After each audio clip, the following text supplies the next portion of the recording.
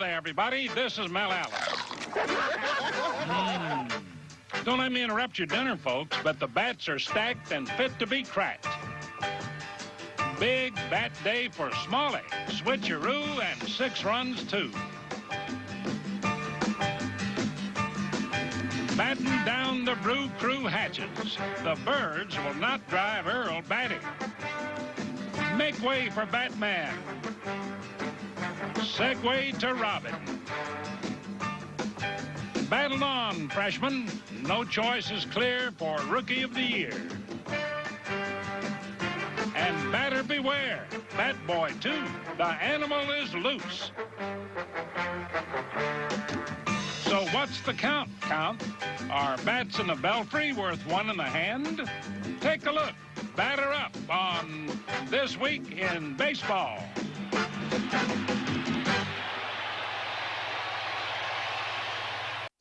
American League East. Will the first-place Brewers slide in the stretch or ride on to glory? Well, some wise old veterans were required to help face that question. Like Don Sutton, 13-8 with Houston, and in his Milwaukee debut, facing Cleveland's Von Hayes with a 2-1 lead and 2 on in the 9th. But all of a sudden, 4-2 Indians. So 254 National League wins, but 0-1 in the American. Well, bring on the Angels, said the Brew Crew. Howdy do, said Brian Downing, who stepped up as the first batter in the 3-game series and smacked homer number 23, his 6th homer to lead off a game. Of course, Gorman Thomas and the Brewers came storming right back, as is expected in a battle between the league's top 2 power clubs.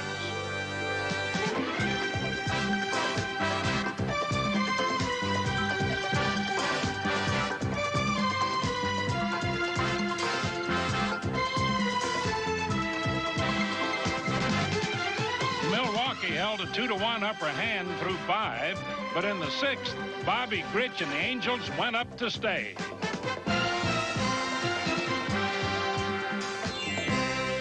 Home run number 16 for Grich. And with Tommy John making his California debut, everything was looking up for the Angels the rest of the way. Win number 11 for TJ, and well-timed because Gene Mock's club had been a little bit down. For example, in the very next game, Angels got to wear red shoes, of course, but they can't afford to overslide. Right, Reggie? Going, man, you're gone. Actually, credit Ted Simmons and other Brewer bats for this victory, or if you prefer, California's lost in space outfield.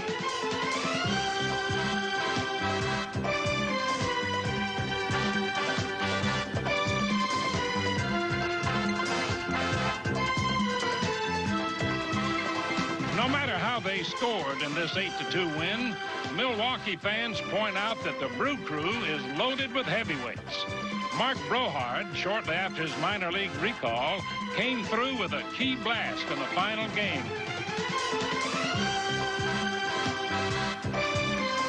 No question, Harvey's Wallbangers packed the wallop. But even though the Brewers have continued to win at a hefty pace, it remains to be seen if they'll pack up a division title. Because look who's stalking out of the forest with 10 straight victories and 17 of 18. Why, of course, it's the high-flying Baltimore Orioles, again pulling off that old hat magic. Jim Palmer can still make them stare at the air with spell-binding benders.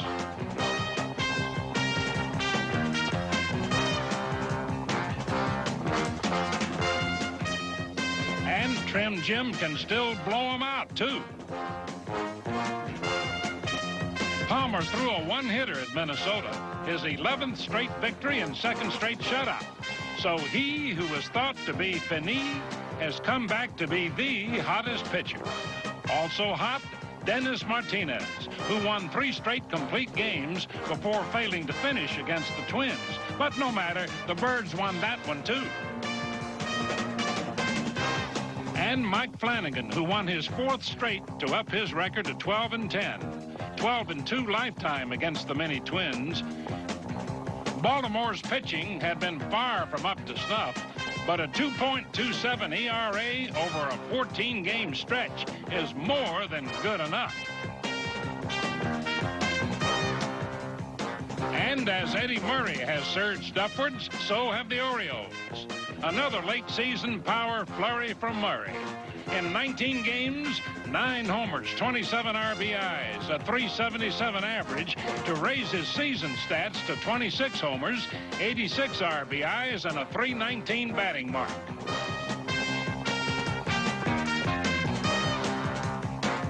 Also hot, Cal Ripken Jr., 7 homers and 15 RBIs in 20 games. In moving from 7.5 to 3 games behind Milwaukee, the Orioles' 17-1 stretch was even better than their 15-1 streak in '79, the last time they spelled pennant. In Chicago, it seemed all over but the concession for the White Sox, who looked kind of all bent out of shape when they fell 9 games out of it. But the Sox then stopped hanging their heads and snapped right back in it. Vance Law, batting in the 10th, scored tied at 5, chipped in the gamer to complete a come-from-behind victory for the White Sox over the Rangers. One of 6 straight Chicago wins and a surge which moved the Sox to 4.5 games behind Kansas City in the West. Leading the charge, the Chicago Bull, Greg Luzinski. In 8 games, 15 hits and 28 trips, lifting his average to 300. Also, 10 RBIs, giving him 92 for 82.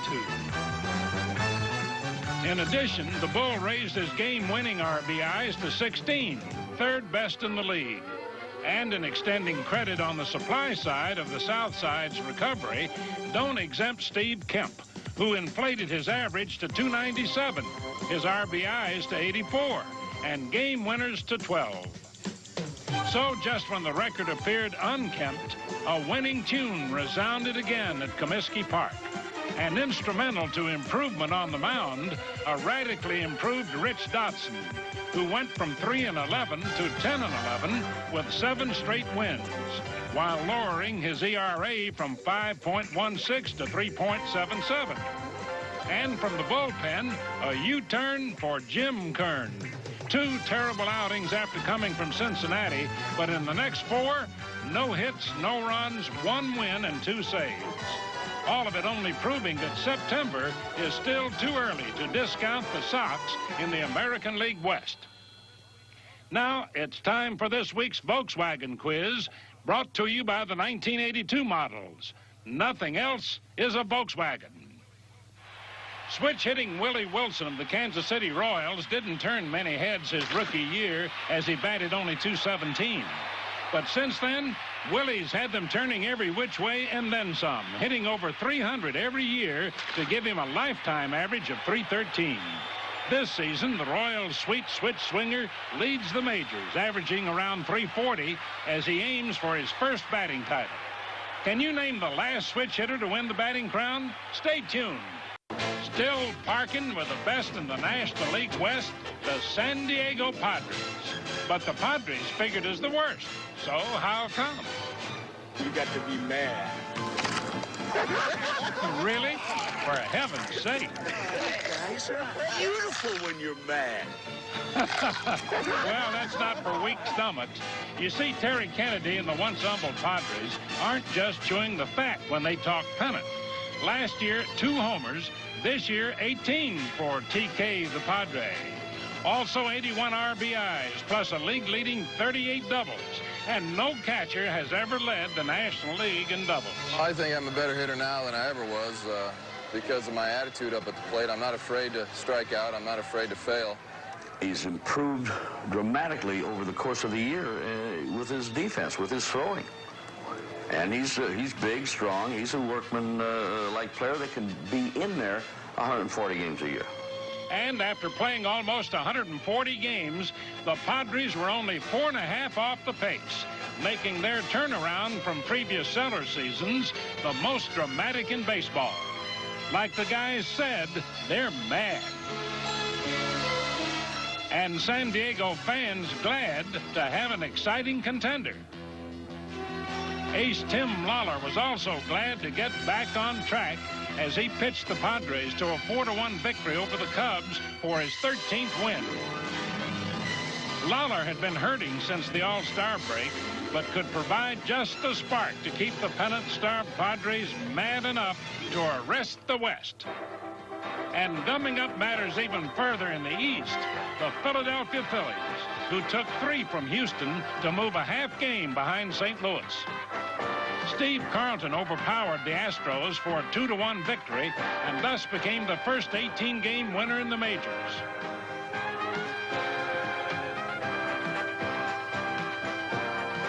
Lefty also fanned 12, the 7th time this year he struck out 10 or more.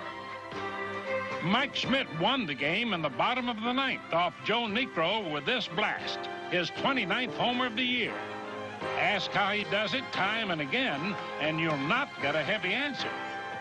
When I have a light bat in my hand and something that feels light, I feel confident that I can sit back, see the ball, and even if I'm fooled a little bit, I can still, I can still make the move and make contact. So I tried to take as light a bat up there as I could, and it paid off.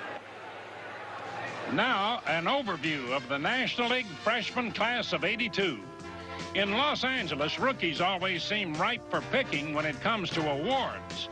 The last 3 rookies of the year were Dodgers, and Steve Sax wants to make it 4 freshmen in succession. He's among the league leaders in hits, stolen bases, and triples. And how so swift a trip from Double-A to All-Star? I think it's the fact that I have to adjust to the different league. I think that's what makes people stay in the big leagues, is the fact that they can adjust and they can adapt to the different situations, the different lifestyle, and especially the competition on the field. That's where it's all at.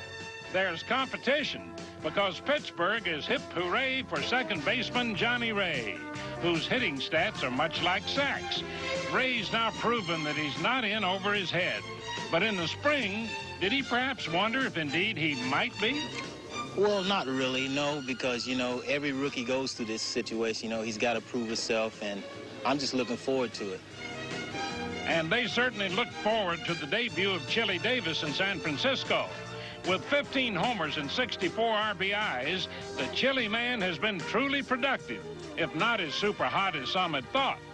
The number one thing I think you have to do is to try to be a lot more consistent.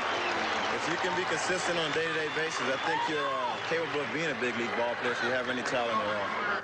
And consistent has been the word for rookie teammate Bill Lasky. A 2.64 ERA and a 12-10 record is considerably more than the Giants had counted on from the strong right-hander.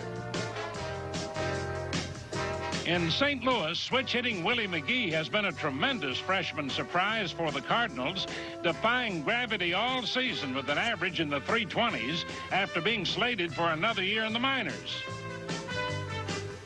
The only thing that worries me is when hard times strike, how they will react. So being a rookie, I don't know how to handle it. I want to turn around and, let them know that I appreciate everything. But then again, like I said, I don't have the experience of being on the negative side of things yet. And had not hotshot rookie David Green been injured, Willie McGee would have not had a shot with the Cardinals. Green's a .320 hitter, but gets fewer chances now due to McGee. In Chicago, Ryne Sandberg has handled the Cubs' hot corner and taken a sharp rise at the plate while stealing 31 bases. In Philadelphia, Bob Dernier has made swift progress, and though he lost his starting job, he still has 40 steals. In Montreal, a bad break for Terry Francona, hitting .321 before his knee injury. And in Atlanta, relief from Steve Bedrosian, whose big heat and small ERA have kept him alive. And from San Diego, a triple-armed fountain of youth. Luis the Ponce de Leon, ERA .204. Floyd the Whiffer Schiffer, ERA .259. And Eric, as in wow, Shaw, ERA .2.48, to go along with 10 wins and 4 losses. A rookie trio that has done plenty to spring the Padres from the cellar to contention in what has to be one of the most uplifting freshman years in National League history. Now let's switch back to this week's Volkswagen quiz. In 1979, Gary Templeton was the first player to get 100 hits left-handed and right-handed in the same season, a feat later matched by Willie Wilson. But Templeton did not win the batting title. However, in 1973, switch-hitting Pete Rose did win the title with an average of .338, the last switch hitter to win a batting crown. The last switch hitter to lead the American League was the Yankees' Mickey Mantle. In 1956, he batted .353 with 52 homers and 130 RBIs to win the Triple Crown.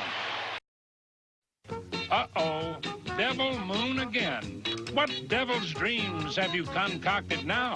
Just think of it. Thousands of bats flying around Comiskey Park. Comiskey Park, any park. One bat flying is one bat too many. Take that, bat. Good shot. Now, remove the bat, if you will, and bring back the normal bats. Odd, but those can produce horrors, too.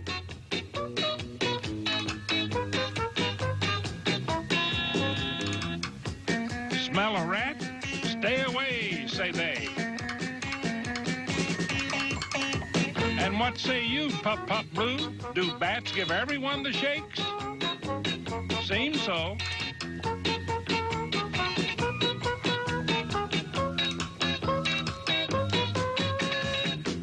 A Batman kind of spooky and kind of fluky.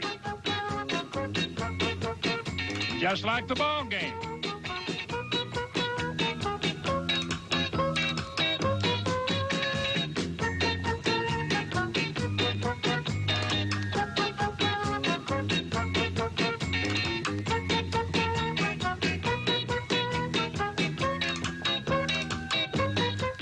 Okay, seen enough? Let's stop batting around the bush, Count. This game requires only one kind of bat. Got that?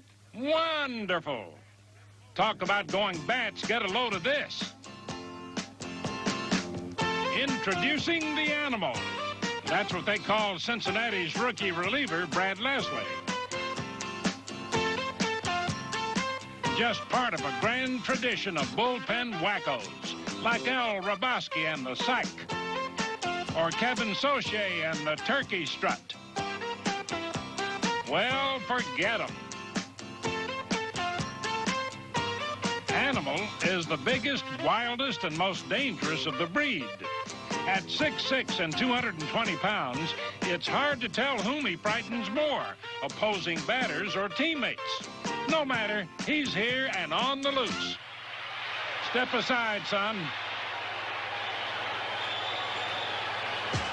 Seeing is believing, and just as two eyes are better than one, so are 2 outs better than 1 out, that is. So, gentlemen, take 2. Thrilling twin killings.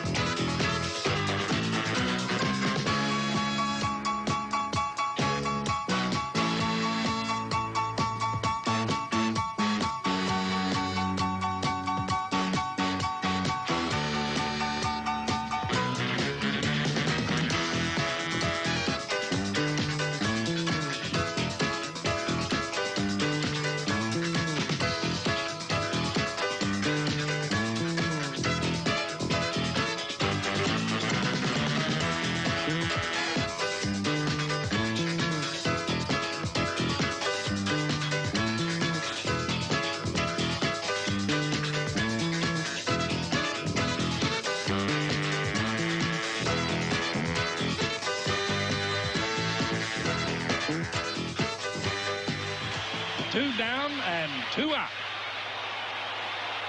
In New York, Benny Ayala was pinch hitting for the Orioles and fell behind 0-2 on the count. But then, Bango Benny. Say goodbye, baseball. the 11th pinch hit homer by the Orioles this season, and that's an American League record. In Pittsburgh, old number 8, Willie Stargell, had a uniform day. After becoming the 6th Pirate to have his number retired, Pops delivered in the pinch. So a perfect day, 1 for 1 for Pops, and a victory over the Mets for the Pirate family, who seemed to feel it was a great idea to retire the uniform, but not to retire Stargell. Finally, a left and a right from Roy Smalley, recipient of this week's Gillette Special. Batting left against the Royals, Smalley belted his first homer of the game and 13th of the season, good for 3 Yankee runs to ignite an 18-7 Royal roast. Later on, a repeat performance from the right.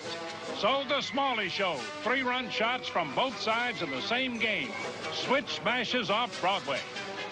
When I go out on the field, I'm not thinking about performing for anybody but my teammates and my employer and the whole city of New York that are Yankee fans. Naturally, Roy, congratulations. And see you next week, folks, on This Week in Baseball.